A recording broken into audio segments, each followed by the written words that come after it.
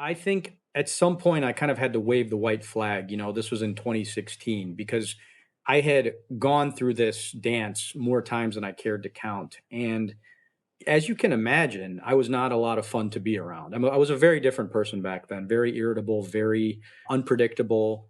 Kind of, I could be the life of the party, but it's one of those things where it's like if you crossed me or if you got on the wrong side of me, watch out. So I was very fortunate that my wife knew the real me. She knew that there was a Nikhil behind these symptoms. And so rather than just sort of fall back on that pattern or that script, I guess we could say, of just seeking treatment for depression, let's look deeper. Let's look at this data and let's say, hey, maybe there's something more to it. And so that was when I got my diagnosis of bipolar disorder, and this was in 2016.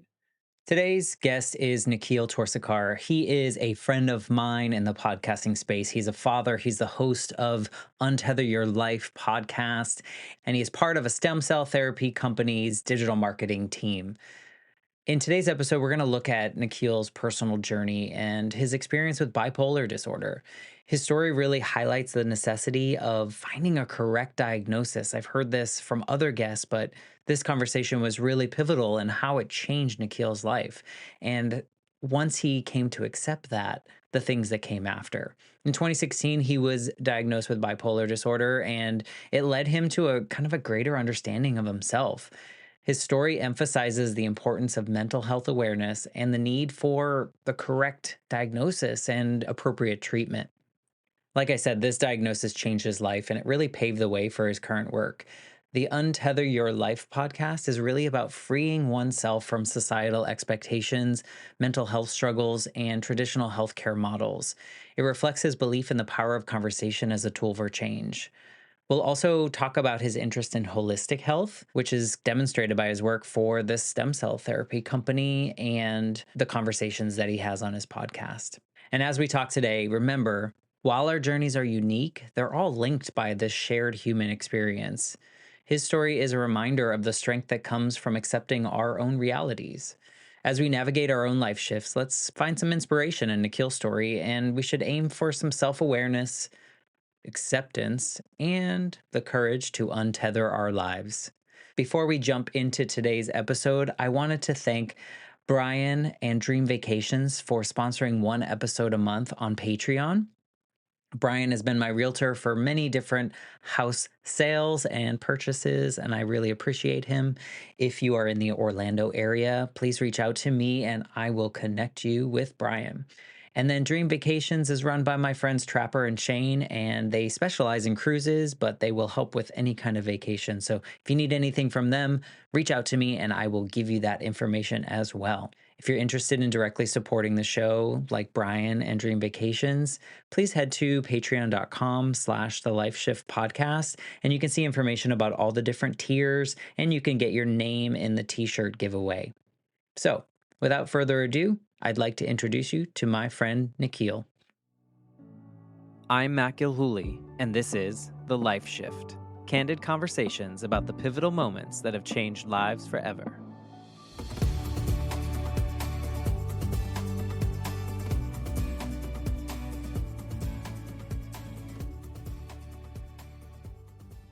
Hello, my friends. Welcome to the Life Shift podcast. I am here with a friend, Nikhil. Hey, Nikhil. Hey, Matt. We meant to record this conversation about 8 months ago, possibly Sounds right. 7 months Yeah. ago or so. And things came up. And in the world of a podcaster, we understand that and we just kind of keep going with it. And I'm glad that you wanted to come on. We're well over 100 episodes now on the Life Shift podcast. And it's just Amazing. been such a journey, which you are a podcaster as well. So you understand the feeling when you have these guests that want to come on the show and like talk about their lives in ways that maybe they haven't before. I've had people come on and like totally change it on me in a sense of like they came on, they want to talk about this one thing and they're like, wait, I want to share something I've never shared before. And it's just such an honor. And I know that you've had experiences like that on your show as well. Yeah. So thanks for having me, Matt. This is a real pleasure, a real privilege. Love your show and really excited to talk to you. Well, thank you. Maybe you can tell us, I want to be selfish for you here. Maybe you can just tell us what your podcast is and what you do on there, because I listen most times. I'm behind a couple. Actually, I'm ahead a couple, but behind a couple older ones. And maybe you can tell us a little bit about that podcast just so we can get an understanding of that. Yeah, so sure. I'm still in the double digits in my podcasting journey, closing in on, I think we just rounded number 70. So pretty excited about that. So yeah, my podcast is called Untether Your Life. And the name of the title is suggestive of this notion of freeing ourselves, right? Because with tethering, there is this sense of security, there's this sense of safety, right? When you think of a boat at the shore, it's just this very, a lot of stability, but it's very confining. It's very limiting, right?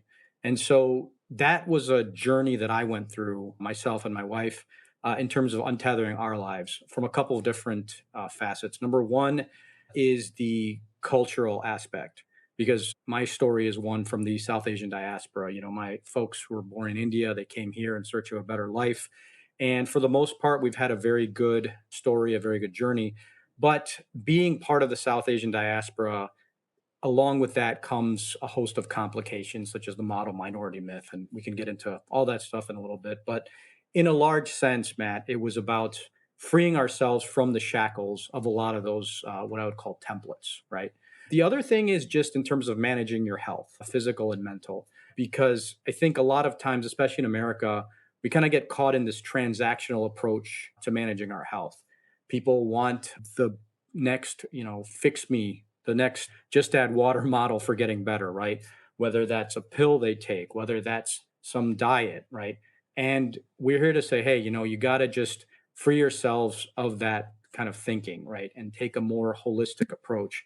And so we talk about a lot of different modalities such as meditation, breath work, Ayurveda, all these different things, which incidentally sort of come from our culture as members of South Asian diaspora. So in a nutshell, Matt, that's really what Untether Your Life is all about. And so we have a broad variety of guests from different backgrounds, professional, cultural. We try to, I know they always say the riches are in the niches with podcasting, but I've sort of cast a wide net sort of intentionally.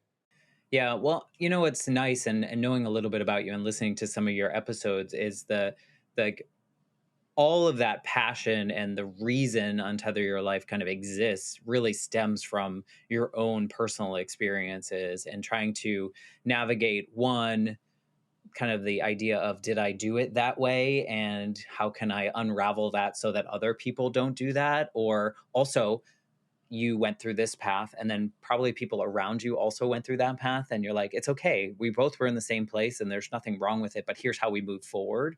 And it kind of feels very similar in kind of why the Life Shift podcast exists, because it stems from my own, the 8-year-old to 30-year-old version of me feeling very, very alone in my grief journey and feeling like no one else out there had a dead mom. And it was like, I knew it, but also at the same time, I had to unpack that. And now 100 plus episodes later, it's like, oh, we're a lot more similar than I thought we were.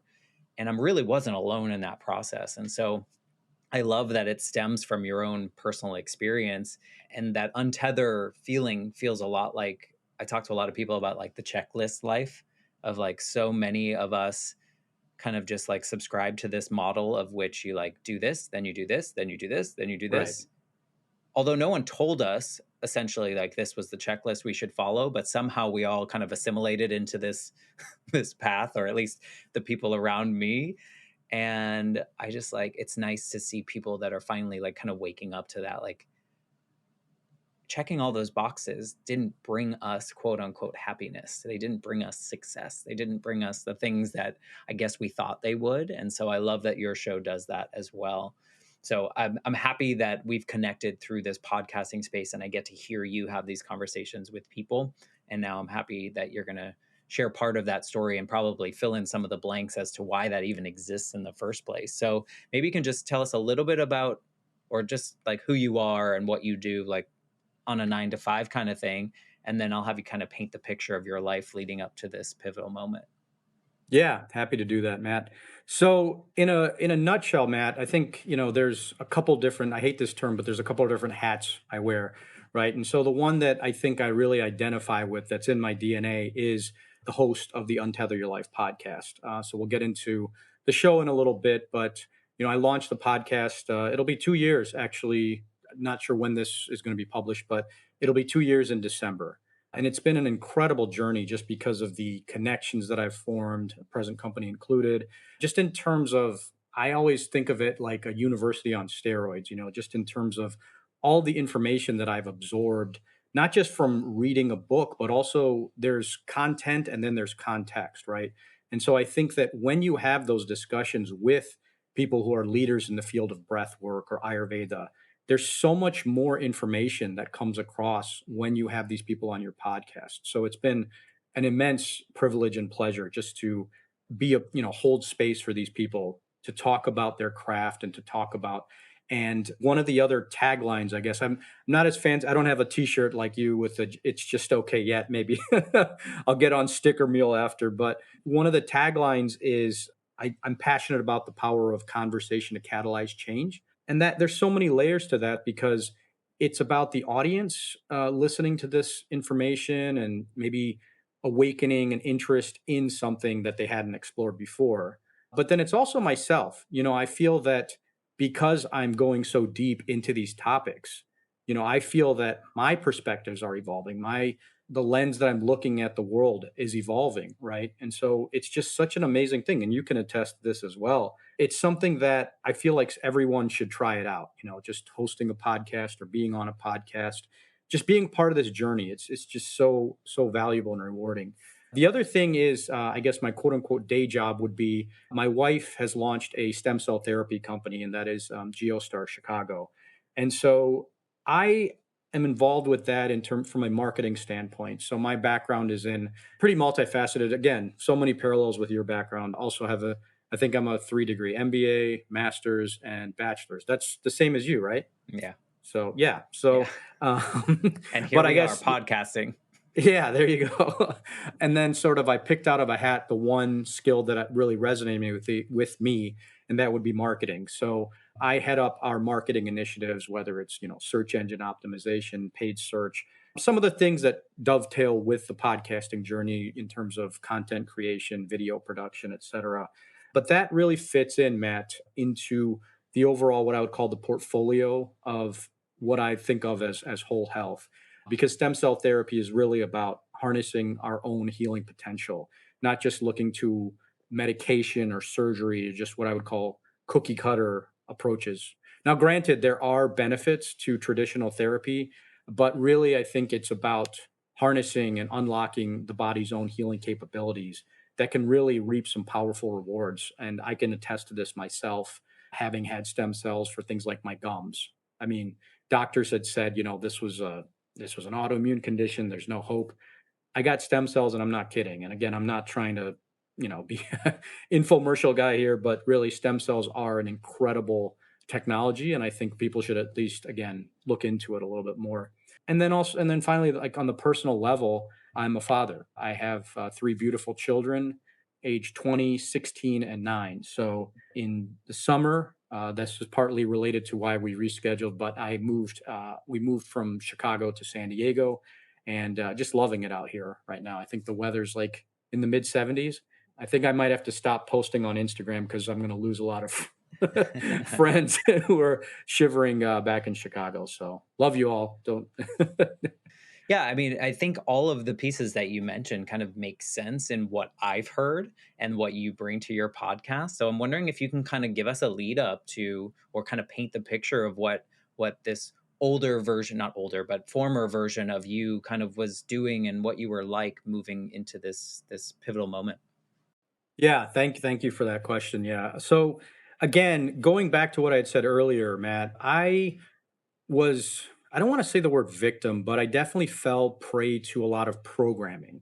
And when I say programming, I just meant kind of, continuing on what you had talked about, which is what we were told would constitute success in America.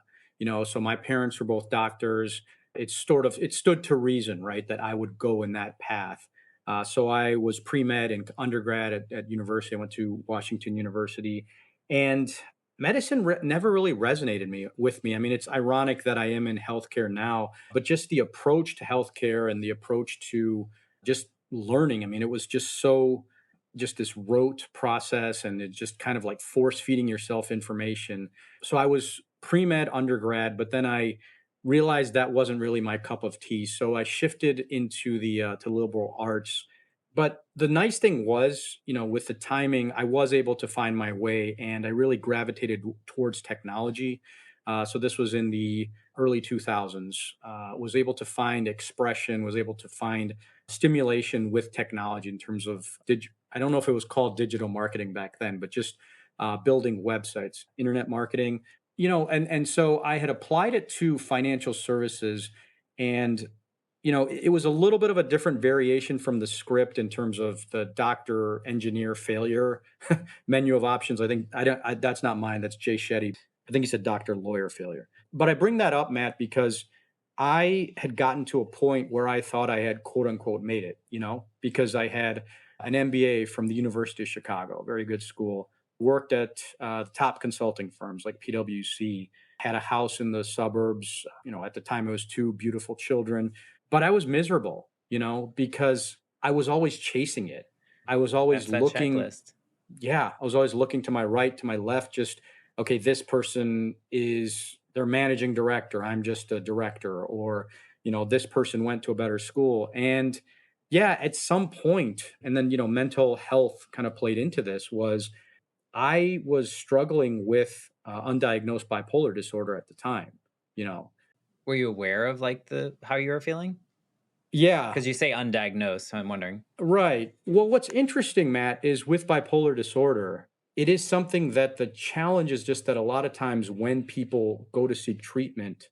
So I guess let me back up. I guess with bipolar disorder, the 30,000 foot view, if you will, is it's an oscillation between highs and lows, right? So a lot of times people they're in a very elated state. There's a lot of high creativity. There's not much of a need for sleep, irritability, but then there comes a crash, and then people are in a very depressed state.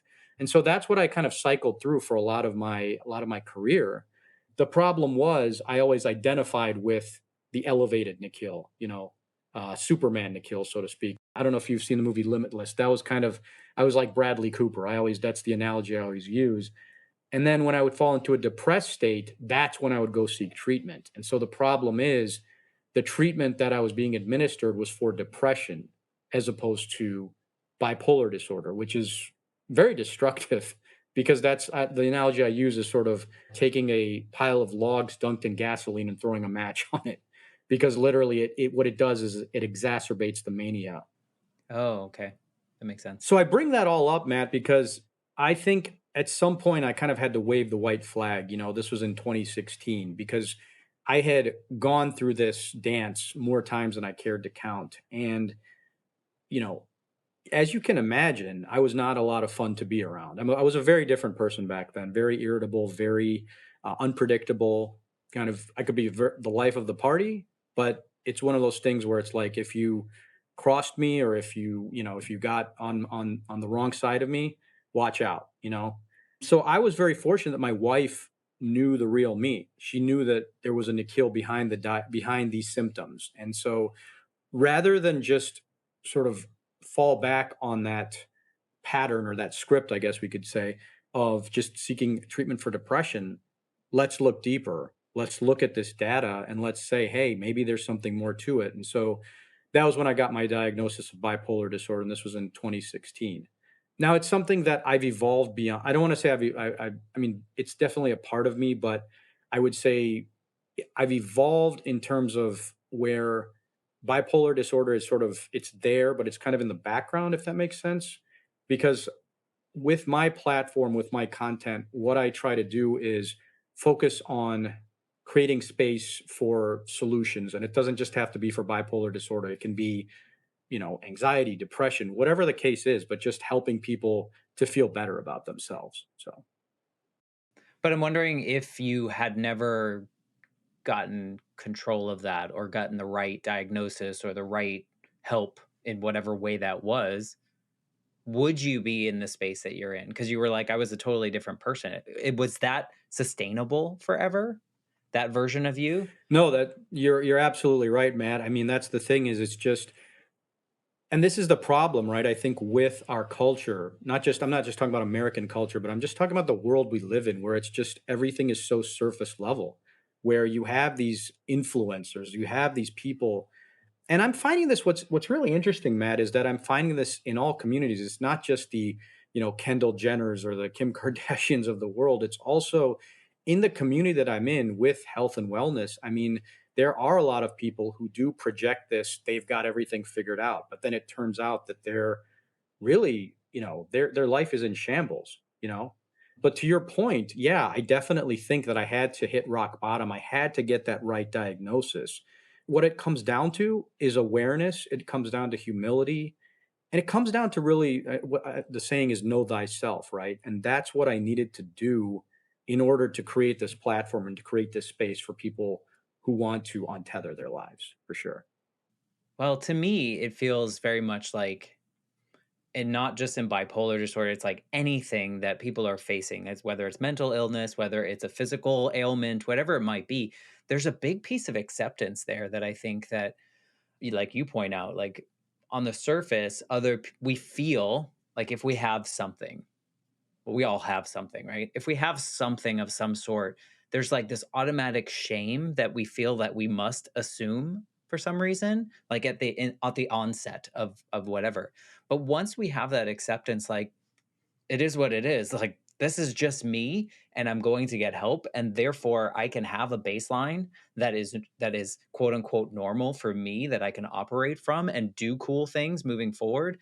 And I think that's big to like I know we don't want to stop on this moment, but I feel like it's really important because there are so many people out there that assume this weird unfortunate shame in whatever they might be Right. facing, and there shouldn't be, because you're living proof that once you were able to move into that space where it was like you said, a little bit of humility, a little bit of vulnerability, a little bit of just like, shit, things are real and I need to like take care of it so that I can do more productive things that are productive across the board and not just when I'm in the highs. I think that's big. I think that's really important. And kudos to you for finding that space, whether it was through over rock bottom or whatever it may be. It's clear that that is a moment in which you're able to take that and then move forward with it. Because it sounds like if you didn't take that moment, whatever it may be, you wouldn't be where you are now, would No, you? not at Do you all. I think? mean, You wouldn't care about the things that you care about in the same way, it seems. It's my yeah, and assumption. well, no, and you put it beautifully, Matt. I mean, I think my where I'm at right now is, and we can touch on this in a little bit, is just I kind of feel like I'm in chapter 2 of that story where it's just like Right. because, it's there's been, what is it, the saying, time heals all wounds, and it's almost like I can't even fathom sort of being in that state, being in that, where everything that made sense, my whole foundation just kind of crumbled in front of me. It's like a tower of Jenga, right? Just everything was pulled out from underneath me and having to basically start from scratch. But if you didn't have chapter 1, you wouldn't have chapter 2. And and it's like I of course, now with the Life Shift podcast, I talk about my mother dying regularly. But if that chapter 1 hadn't happened in my life, I wouldn't be having these conversations now. And, as much as I'm like, I wouldn't change things, I can't, I'm who I am because of that, it's still formed a huge part of me. And I think there is value in not, I mean, I don't think you're dismissing it. I understand that you don't want to harp on it. You don't want to like, that's not you, right? That was just part of your journey. But I think that it is a pivotal part in the sense that like, it got you to chapter 2, and who knows what chapter you'll get to because of that. The book can't start here at Yeah. chapter 2, in my Yeah. opinion, because I'm inspired by that. The fact that you are open about it, that you changed your life for the better, and that you care about new things Yeah. because of Yeah, it. no, definitely. And I think you're right. I mean, I'm definitely not dismissing it. And I definitely do think it was a pivotal part of my journey. And I wouldn't trade it for the world because it's just like, yeah, I mean, let's say I tried to put the cart before the horse, right? Let's say I started doing things like breath work and started a podcast without doing that inner work. It would have been another house of cards. It would have been sort of this Like amazing, a band-aid. yeah, a band-aid, or just the analogy I think about is it's just like putting up this beautiful house where the foundation is made of like silly putty. You know what I mean? It's just like I think people do really need to have that awareness and that, come to Jesus moment where it's just like you start to see that the looking glass mirror or the looking glass is all, is false, right? This illusion that you had. Yeah. Well, and let's be real, like what you were doing, that hamster wheel of like, what's the next thing that I can achieve because I think that one's going to make me happy or that one's going to make me happy. Like so many of us lived or currently live that life. And at some point, it gets really exhausting.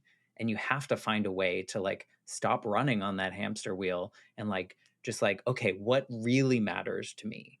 Is it this? Is it this? Is it this? What can I do to fulfill me in different ways? I mean, it took me 40 plus years to find this space to be able to talk about things like this, and so it sounds like, you had to go through that mess to really value what that mess was Yeah, and what it 100%. brought to you. So, good on you. I wanted to pause and like commend you for that. I think it's big. I think it's really big and I don't want you to feel any kind of peace about it, but I think, it took me a long time to realize that I was a big hot mess. And so once I finally did, I was like, Yeah. good on me, and so I hope that you feel the same way about what you've done Yeah, for for sure. yourself. I do. Well, carry on with your story. I think it's important. You were kind of chasing, chasing, chasing. Yeah, yeah. And I think that you know, w- it, when we talk about, in my culture, in South Asian culture, there's this concept of dharma, right? There's this amazing book that Sunil Gupta, he's actually the brother of Sanjay Gupta, the CNN correspondent, called Everyday Dharma. I highly recommend it. He's actually someone I wouldn't be surprised if he came on the life shift. You have some amazing guests on and some amazing conversations. But I bring up the point of dharma, Matt, because for a long time I really did think sort of being a master of the universe was my dharma. Where it's like, again, with the MBA, with working at a top consulting firm, flying all over the world and having these quote unquote, baller experiences.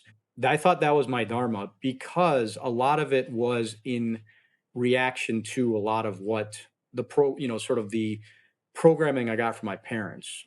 And again, my parents did a lot for me. I want to give them credit due in terms of, providing for me, but there was a lot of toxic dialogue, right? There was a lot of, and this is not, I mean, I'm not unique in the South Asian culture. This is very common where it's always like, I always say like the number of trophies on your shelf is a proxy for your value in their eyes or their worth, right? And so it was a lot of like, in terms of, once when I did make honor roll or when I did get that promotion, there was always this, well, we always believed in you. You were a diamond in the rough. And it was always like bullshit, right? It was always like, yeah, now you can sort of look back and sort of play Monday morning quarterback, right? And say that you were always in my corner. But it was all conditional based on sort of how well I was doing and how well I was keeping up with the Joneses. So yeah, a lot of that fueled my anger in rising up the corporate ladder, where it was just like, I'll show you, mom and dad. Okay. So it wasn't very much like external validation. It was more like I'll prove you wrong kind of thing. Yeah, and I think in particular, like I had started a business and it didn't go very well. And I was talking to my mom and a couple other people around, and she said to me, I mean, I'll never forget this. It was like in front of a group of people, friends, family. I knew it would fail. You had no head for business. And again, I don't want to dredge up a lot of these painful memories, but it's almost like I think as I reflect on sort of what was contributing to that chase of the next title, of the next promotion, a lot of this was kind of like a big FU to mom and dad. Again, grateful for what they did for me, but this messaging was very toxic, right? And to your point, I don't think it's unique to you. And I don't think it's unique to your culture either. I think they're the older generations or our parents' parents, like it just kind of trickles down until we break Hmm. it, right? And Generational I think there are trauma. a lot of people that can, yeah, I think a lot of people can relate to you and your approach. Mine was very much external validation, like, see, I'm okay. Whereas yours was like, I'll show you. Yeah, yeah. And so and that was the point when it was like, I lost my fifth job in 6 years or something like that. It was just this constant instability. And I finally realized, I'm like, who am I doing this for? And so I finally said to myself, well, I'm just going to, embrace the power of surrender. And so that's what happened in 2016, where, my amazing wife, she launched this stem cell therapy company, and she needed some help with the marketing. She needed some help with the technology. These were things that I had cut my teeth on back in the early 2000s, and had sort of been I pivoted a little bit with the MBA and kind of went into analytics, which is still a part of what I do now, but going back to basics, I guess you could say, going back to digital marketing. And I really enjoyed it. And so it was amazing to find my dharma not so much in that proving myself and thumbing at my nose at mom and dad, so to speak, but more just how am I helping my amazing partner who's done so much for me, but also how am I helping mankind? Because stem cell therapy really, and again, I don't want to get on an infomercial tack here, but it is really giving hope to a lot of people. Call Right. now. Operators are standing by. No, but it's just, people who have tried surgery and medication, and they've gotten stem cells and gotten some incredible results. So I feel very blessed and very fortunate with that life shift, being able to be a part of my wife's journey, and that dovetailing into my own journey of owning your own health, which is one of the other taglines of Untether Your Life. You know, what's interesting there, and I would love if you would add this to your story, is what it sounds like when you explain that is that you finally leaned into something like that you enjoyed doing and you found value in, and there was a purpose there. There was like, it was like you were doing it because you liked it and it was helping. And in your story, you said you want to help your wife, you want to help other people out there. But I think you were also embracing something that was like, oh, wow, I kind of like this. I think I'm going to, and it's okay if it's not vice president of the world or president of the world, but Right. it's like, it's something that I enjoy doing, I'm good at. And I think that I saw your face kind of like light up in this way of like, it was cool. Like I enjoyed it and that was okay. I didn't have to be the best consultant out there. I didn't have to be these things anymore. Is that how it felt there in that moment when you were doing the digital market, or did you reluctantly do it? Yeah, I mean, it was just something that it was. I guess what's the best analogy I can use here? It was just more. It was one of those things where gradually over time, it wasn't something that I was averse to, because I love tinkering with things. I kind of Steve Jobs was my idol as a kid. I'm a little bit older than you, but my first computer was an Apple IIe. I remember this huge beige box when learning how to program, and it's just going back, it's in my DNA. It's just problem solving, building systems and things like that, and then applying it to, again, something that can really help mankind.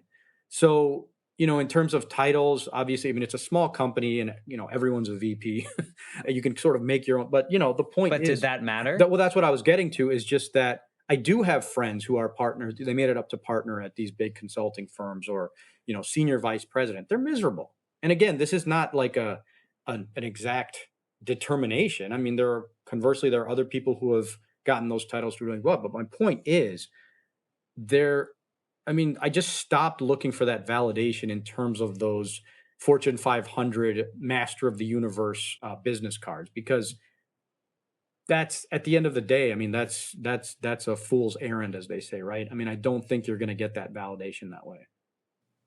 Yeah, it's almost like you move from a space where like maybe older version of you would be jealous of their titles, and now you can just be like happy for them because they have what they wanted or what they think they want, and you have what you need, and you're fulfilling yourself in this particular way. And kind of what was the word you used, that you like kind of gave your what was the word you used? You kind of, not in a bad way, but you kind of like, it's like, okay, this is my new journey and this is how I'm going to move into it. And that's all okay. I'm not going to try to stick it to the man or stick it to the parents or do any of these kind of things. I'm gonna is did it feel like finally like living for yourself at You all? know, here's the thing. I mean, don't get me wrong. I mean, the working to build Geostar was incredibly rewarding. And, just this chance to work in an entrepreneurial environment was really rewarding. And I think it gave me a lot more fulfillment. It gave me a lot more ownership than I would have gotten at one of those bigger companies. But I would say that dovetailed into the next phase, which was launching the podcast and that element of creation. And there's just what I find, Matt, is just there's so much beauty in serendipity, right? Because the podcast, and I'm sure it's very similar to your journey, but it wasn't something where I was like, as a kid. I mean, podcasting didn't exist, but ham radio or whatever. But as a kid, I wasn't like, I want to be, a podcaster when I grow up. But the point is, my wife had recorded some episodes. She had done some guest appearances.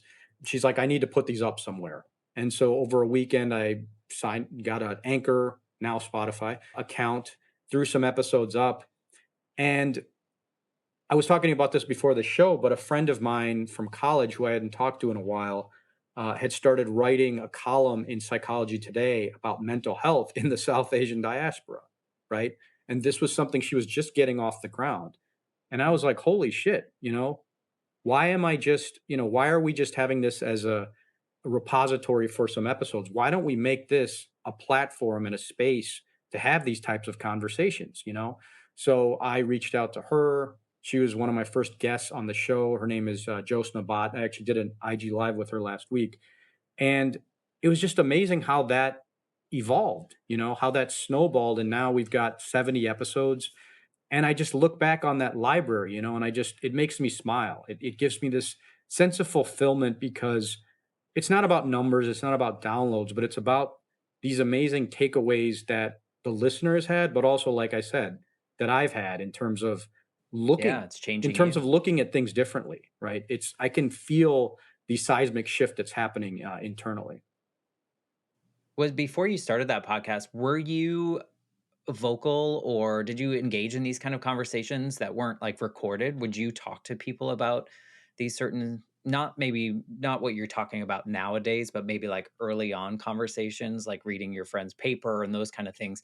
Did you have regular conversations with people around you, people in your community about those things? Was that something you were interested in? Yeah, no, that's a great question. I mean, I think what's interesting is the journey evolved because initially I was sort of like a secondary, I don't want to say secondary character, but yeah, let's go with that. I would say a secondary character in what's now called the Shelley story, which a lot of it was about her journey, which is, I mean, amazing. I mean, I really, won the lottery when I got her as a spouse, but the ability to save somebody who had been labeled as beyond salvation, right? Which is just someone who refused treatment. That we're talking about me. Someone who had refused treatment, somebody who wanted to file for divorce and was just hell-bent on her destruction, to sort of wrest him from the clutches of complete ruin, right? To bring him back, to bring the marriage back, build it back stronger than ever. And also, in the course of doing so, also launch a very profitable, a very successful stem cell business. So she had crafted this narrative, and nothing against her. I will never begrudge any of that, but I kind of felt like an object rather than a subject. Do I have the grammar right there? Where it's kind of like I was being talked about in the third person. And because we would be at parties or we would be at, conferences or whatever, and she would tell her story and she would be like, "Where's your husband now?" It was almost like, and I was like, hey, I have a story to tell as well. And so that's when I started having more of these conversations. So I've done more of interviewing people, but I do think that my voice kind of interweaves, and as you know, Matt, as being a podcaster, it interweaves into a lot of those discussions. I mean, I think that is a beautiful revelation in the fact that you honor the fact that she helped you in so many ways, and there's nothing about that. But at some point, you realize like you want to also now control the narrative moving forward of your own story. It's not that that story was incorrect. It's not that she was depicting it in any way that was Right. false. but rather you want to be kind of the leading character in your own story now. And so this podcast has kind of given you a little bit of that freedom to do so. Not that you didn't have the freedom before, but now you have maybe the confidence to do it or the drive. I would say it's given me the space, because yeah, I mean, I've always what's interesting is during, you know, in recovery, bipolar disorder is not something you just like flip a switch and it's not like a cold where it's like, oh, I had a bad case of what is a Chris Rock routine. I had a bad case of bipolar, but I took some Robitussin. I'm fine now. But so when I say recovery, I just mean from that low period, right? Where it was just felt hopeless. What's interesting, are you familiar with the Myers-Briggs type indicator? A little bit, yeah. Yeah, so I won't go into the whole taxonomy here, but Yeah, please don't. what's interesting is I'll just talk about one part of it, which is just I used to be I was very extroverted before, right? And so E is that's the letter. I was very extroverted throughout my whole life, and that was because, my parents were always kind of the life of the party and and I sort of, obviously genetic expression, et cetera. But after sort of hitting rock bottom, I equated that extroverted personality, that charisma with mania.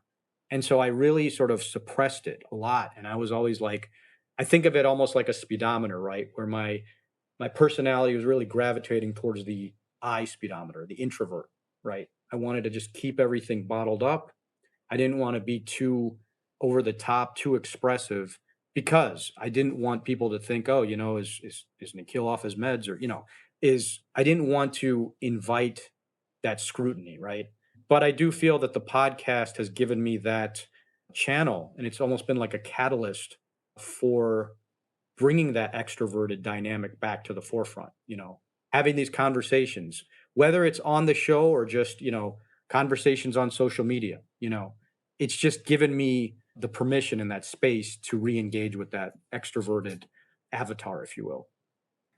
Yeah, I can see that. I always kind of looked at extrovert. I mean, for me, the way that I perceive extrovert versus introvert, which is probably wrong, but the way I thought of it is, like that earlier version of you that you associated that extroverted personality to, you were always chasing. You were Hmm. always chasing the next high, whatever that was, a promotion, more money, approval from your parents, whatever that might be. Right. You're always looking for that external validation of some sort that would give you that.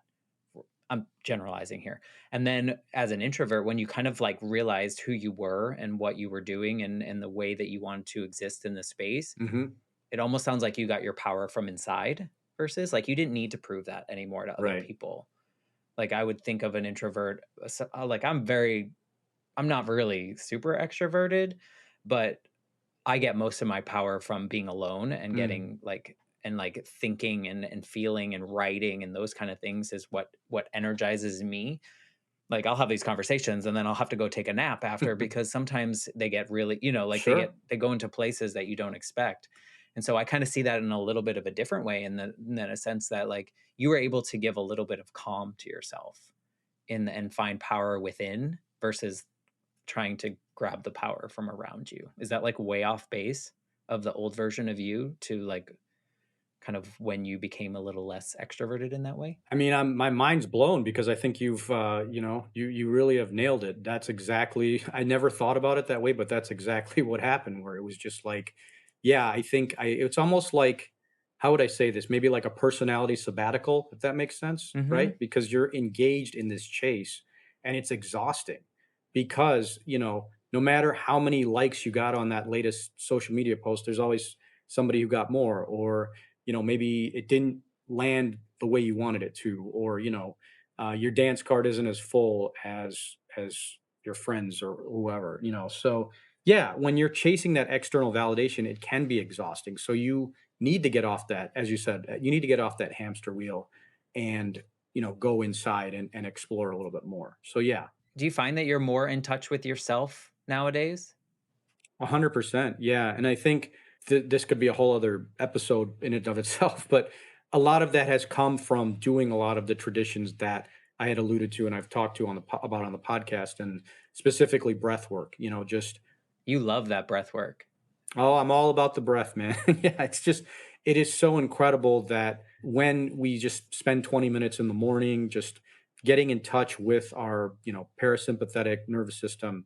Again, could talk for hours about it, but to answer your question in terms of sort of getting in tune with myself, it is just about tapping into that inner voice, that inner child, and really just nourishing that part of myself rather than focusing on, the shiny new toy or that other dopamine hit.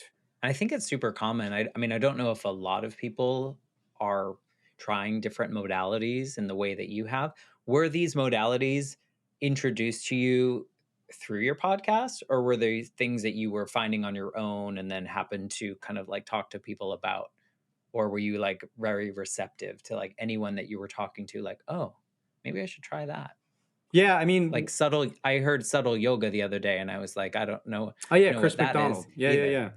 So that's a great question. So what's interesting is I had actually come across a platform called Mind Valley, which I don't know if we've talked about, but I had gone to. They have this thing called Mind Valley University. It's you can do it for 3 weeks or you can do it for 1 week. But my wife and I went. It was held in Estonia, which I had never even heard of before. But it was this amazing event, and that was where I came into contact with Soma Breath, where that's the modality that my wife and I actually became certified as instructors. We're really going all in, just trying to bring this to the world. But that's a good question. I mean, it is interesting. Again, the point of serendipity. It's not like I went to this event just sort of as an open, just keeping my mind open, right? I didn't go there in search of one specific goal, but again, the power of serendipity, it opened my eyes to this modality that is now just, I mean, it's amazing how it's transformed my physiology, my mindset. Just every day I do feel a lot more at peace. I do feel a lot more, but also in flow. I mean, I just feel like there's more creativity, there's more creative downloads, as I would call it. And again, who knows? I mean, if that would have, if that event hadn't transpired, if I had been exposed to that. But Yeah. How did you find out about the event? I think it was, Were you searching? yeah, that's a really good question. I think there was a video about, I think it was just like a random, someone had posted a LinkedIn video clip, and it Because you just had been looking at other stuff and the algorithm was like, oh, maybe he exactly, wants this. yeah, You yeah. know all about digital marketing. Exactly, exactly. But yeah, I mean, again, it's amazing sort of how serendipity and just sort of going down those rabbit holes where it can lead us, you know? Did the old version of you believe in serendipity? Or were you very structured, like, no, I have to do it this way, and this is the only way that I can do it so that I can then go up the ladder and go here? Because I kind of picture like that was maybe more of a structured version of you, although, you had your highs and your lows, but like I feel like you were more of like, no, were you? I And love now the you're like, yeah. oh, I love the I could do direction. that. Yeah, I love the direction this is going. I mean, it's just it's forcing me to think about a lot of these things You can because tell me I'm wrong too, even though no, it's my no. podcast. So I would say the short answer is no. I don't think I was averse to serendipity, but what was happening, and I still fall prey to this now as well, is there was a lot of that shiny new toy syndrome, right? Where it was just the problem was, there's what I would say is there's networking and there's not working. You know what I mean? Where it's like, I think networking, as you know, I mean, with your podcast AMAs and all the people you've come into contact with, it can be extremely rewarding. It can be extremely fulfilling, but you can also fall prey to just sort of going off the rails where you're just signing up for a white paper, where you're just, doing that latest masterclass, etc. And if there's no method behind the madness, it can really derail you. You know what I mean? And so when I was in that, I guess, Nikhil 1.0 phase, I was exploring a lot of these things, but there was no, I don't think there was a real, there wasn't like there weren't any guardrails, if that makes sense, right? And so there wasn't any cohesive journey to that. So it's kind of a paradox, It right? was really just like chasing the next, like, oh, this might work or this might work. Whereas now you're like, I'll try it. If it doesn't work, that's okay. I just, now I know. Yeah. Whereas before it was probably like try, boom, kind of like this fall thing. It goes back to that analogy of I would say like personal growth. My favorite analogy is just the house, right? It's got to be, you've got to construct a house of personal growth, but it's got to be built on solid foundation because otherwise you're just, you're just going to drive yourself completely batty. So if we were to think about your story and like what has like that turning point that really feels like it changed the most, would you say it was like the first time you sat on your podcast and like had a conversation with someone else where you were controlling your own narrative in that part of the story, or would you put it earlier or later? Like where do you feel like you started really leaning into this version of Nikhil? Yeah, I mean, I would definitely say that it all goes back to the podcast, and Yeah. it goes back to that first conversation I had where it was ironically somebody that I went to college with who I hadn't talked to in a long time. And just the ability to have that dialogue about a journey that I had gone through, about a struggle that I had faced. I really feel like that was the starting point. Now, granted, again, it's so interesting because 6 months ago, I would have said it was the mental health diagnosis. And don't get me wrong, I think that was a very That's a pivotal important, moment too. yes, a very pivotal Yeah. moment, and it has definitely laid the foundation. But I would say, Matt, really that first conversation of my podcast where I was talking to somebody who was intimately familiar with mental health in the South Asian diaspora, Yeah. just the chance to have that conversation.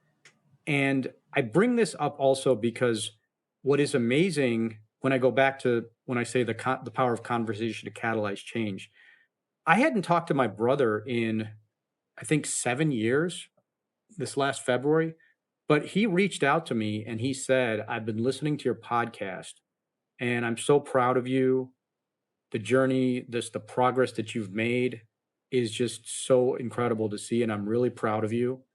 And granted, I mean, our relationship, it didn't go from like, it wasn't an overnight thing, just add water where we're best pals again. Okay. It's still a work in progress. But the point I'm making, that epiphany or that validation, I think that impact that it made on him, I mean, in terms of thinking about mental health, in terms of thinking about the cultural implications, I'm sure it's not an isolated thing. I'm sure there are so many other people that I don't even know across the planet, and that is something you can definitely relate to, I'm sure. But just knowing that you have that power to touch someone's life with a conversation is is mind blowing. It's beautiful, and I'm so grateful for it. I would also say that a big part of it is that you're sharing more of yourself, like vulnerability with your guests, and like just like that aspect of it feels like very much like it's not necessarily the podcast as much as it is this like these conversations that you're having. Like forget that it's recorded Hmm. and those kind of things. It's like I feel like that is really fueling you as well and Yep. kind of changing you. Sometimes when I have these conversations, I have like these painted pictures in my head of like their people's journeys. And so this, I don't know.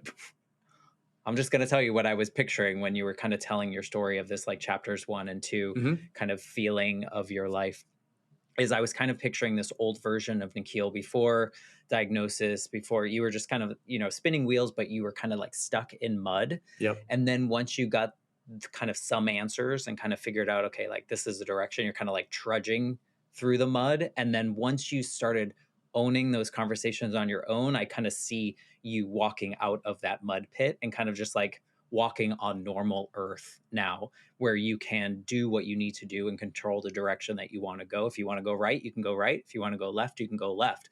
But that was the visual that I kind of saw, like this mud, then some like trudging through it to get you to this place where like sky's the limit. Do whatever you want, and however it serves you, that's going to be what is good for you, not what other people are telling you and those kind of things. So take that for what it is, but that's what I saw when you were kind of telling your story. Yeah, I love that, Matt. That's incredible. And weird. And no, I think it's amazing how I think spot on it is. Yeah, because yeah, I mean, do I have down days? Of course, who doesn't, right? Welcome to being a Yeah, human. exactly. But there is this lightness now, and I got to tell you, I mean, the fact when you mentioned the word subtle yoga, it warmed my heart because I'm like, wow, Is Matt going to go become like a certified yoga instructor? No, definitely not. I can guarantee you. But the point is, I mean, the fact, that our discussion, it sort of sparked an interest, a kernel of interest, maybe a passing interest, who knows? But the point is, I Sparked a mean, thought. it sparked a thought. There you go. That's probably the most charitable way to put it. But the point is, it got you thinking about something. And so I think of that impact, and it really warms my heart. So I do feel the lightness, and I do love that mud analogy. I think that's very apropos. It's very interesting when I have these, like, because I'm not that kind of person. Like maybe I am. Maybe I just never was before, where I kind of would visualize things in that way. I was very like type A, like everything by the book, like. And so now I have these conversations, and now I have this space like you do to kind of just like say things out loud and not have any kind of shame that's attached with it. I think for so long my journey was very much in corporate America, or those types jobs where you'd be in a meeting and like you're not listening. You're just waiting for the next silence to say the next smartest thing, like you Right. just like, wait, pick on me. I'm going to say something that's going to blow your mind and everyone's going to approve or applaud, or I'm going to get a Right. promotion. And that was kind of very much my journey. And now I found that the more that I can just be me and just share things out loud, and this seems very much like your journey of like, it's out there now, and like to your point, we're all going to have bad days, but we know how to handle them now. We know when they come, what to do, what works for us, because we're willing enough to like investigate, right? Like to go, okay, well, when I feel this way and I do this, I do breath work, I do whatever that might be, I'm going to feel a little bit better. So that's kind of what I get from your journey, is like you're just leaning into you more so these days. Let me ask you a question, Matt, if you don't mind, if we have Go time. for it. I'll cut it out. No, I'm just kidding. Okay, then. I'm I kidding. just was curious, like, what is your concept of like community with your guests in terms of people that you've talked to? I mean, granted, you're not going to become best friends with everyone. You're not going to have everyone over for, Sunday night football. But the point is, you've made a connection. So I'm always fascinated to hear what people think, because there are people who have had all these interviews and that's it. They're just like their guest is on, boom. But I'm just curious to know what your experience has been, if you feel comfortable sharing. I feel like probably 60% of the people that I've had the fortune of speaking to, I feel like we connect in some capacity through social media, email, those kind of things. I think there are naturally people that go on podcasts and you either don't feel connected with the host or the guest, or you had a purpose and that purpose was fulfilled and that was kind of your check mark for the day. Hmm. So I think there's naturally going to be those people, but I would say on this journey so far there's probably about 60% of the people that I've talked to is kind of like we have an extended relationship beyond the conversation. Cuz think about it, like we'll have conversations where maybe they've never talked about that before. And so now they're sharing that with me. So I naturally feel very connected to most of my guests when they share something like that. But yeah, and I don't know how I build that community, but I try to keep in touch. I try to, share things that they do or speak with them. But yeah, I never thought I would be at this point in my journey. It's wild, isn't it?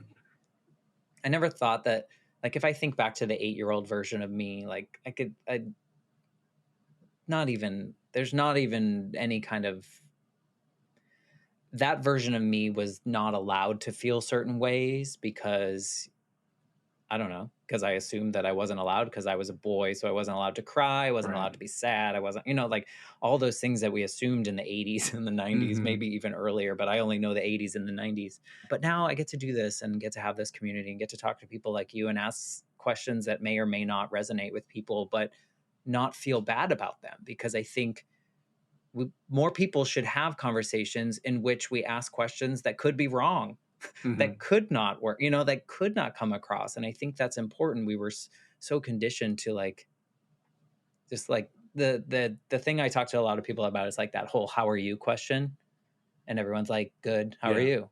Yeah. It's like, don't let's have real conversations. And if my question doesn't land, it doesn't land. Like, and that's okay. So Catalyzing yeah, change, why'd as you I ask said. that? Yeah. Just curious. I mean, I just am interested in knowing because, again, not every guest I have on my show, I wouldn't say like we're best friends per se, but I just do feel very fortunate there are, let's say 65, because a couple of these are rebroadcasts or whatever. Let's say 60. Let's split the difference. But the point is, there are 60 people that I've shared space with. Whether it's an hour where we've what I would call like co-created something where we've collaborated. And that's amazing. I feel very fortunate in that to have that community. And whatever the nature of our subsequent interactions is, we've formed that connection. We've put something out there for the universe to consume, process, tease apart, and it's out there. So I feel fortunate about that. And I think we're better because of it. Even if that's where it ends, I think we're better because of it in whatever way that needed to serve us. So I like to kind of wrap up these conversations with a question. And I'm wondering if this version of you, the way you feel now, the serendipitous version of you, could go back to the Nikhil that was like chasing, that was trying to find the next thing that would either stick it to the person that you were upset with that day. Is there anything that you would want to do, say, be with that version of you to help him on this journey moving forward? I would say breathe. I would just say take a step back, put your phone on airplane mode or just silence your notifications and just get in touch with your with that inner dialogue. Stop stop listening to that voice, that monkey mind that's telling you to go after that Facebook update, or maybe just, as you said, jump into that conversation in that conference call where you have to be the most insightful or the most thoughtful person, right? And just quiet that's and the only way you can do that is through your breath. So just take a deep breath, exhale, and you'll see that it's a lot less noisy, it's a lot less busy, and it's a lot less chaotic, and you're okay. You know, you're not, you're safe, and, tomorrow's another day. So, Yeah. There's probably a lot of fear in that version of you of like that you weren't safe. I think that word's super important. yeah. I think it's interesting to think about that. Like, what would we say to those people? I know it's not possible, but it also shows us the growth that we've made. And it seems like you're very much a different person, or the way that you approached life is a lot different now. And I'm thankful that we got to have this conversation and I got to ask you silly questions and talk to you about the mud. If people want to like learn more about you, get in your orbit, listen to your podcast, I'll definitely put that link in the show notes. But what's the best way to like get around you and to be in your space? So the best way would be, first of all, and I want to say thanks again, Matt. I just really love being on the show. So many amazing, just things we teased apart and wrestled with. It was incredible. So thank you. Well, thank you. The best way I would say to get a hold of me is through Instagram, and that would be at my handle would be Untether Your Life. In terms of the podcast, go to untetheryourlife.com, all one word. I'm also on places like LinkedIn and Twitter. So LinkedIn is just my name, Nikhil Torsekar, and then Twitter it's on actually as the Shelley Story, or X, I guess. But yeah, the I still best. call it Twitter. Yeah, it's still Twitter to me. The best way I would say would be untetheryourlife.com for the podcast. And to get in touch with me, I invite everyone who's listening, if this resonated with you or if it didn't, hit me up at Untether Your Life. That's my Instagram handle. On Instagram. Yeah. Yeah, I appreciate you and being willing to let me go down different alleyways and ask you questions about that, because I think there is such value in having these conversations. And I hope that someone out there is listening and feels a little less alone in their circumstances, or it inspires them to think a little bit differently in whatever way that may be. So again, thank you for being a part of this. Thanks so much, Matt. And if you're listening and you enjoyed listening to this episode and you think someone that in your family or someone in your circle might need to hear it, please share it with someone. I think that's the best way to get the Life Shift podcast to grow even more. And with that, I will say goodbye until next week when we have a brand new episode of the Life Shift podcast. Thanks again, Nikhil. Thank you.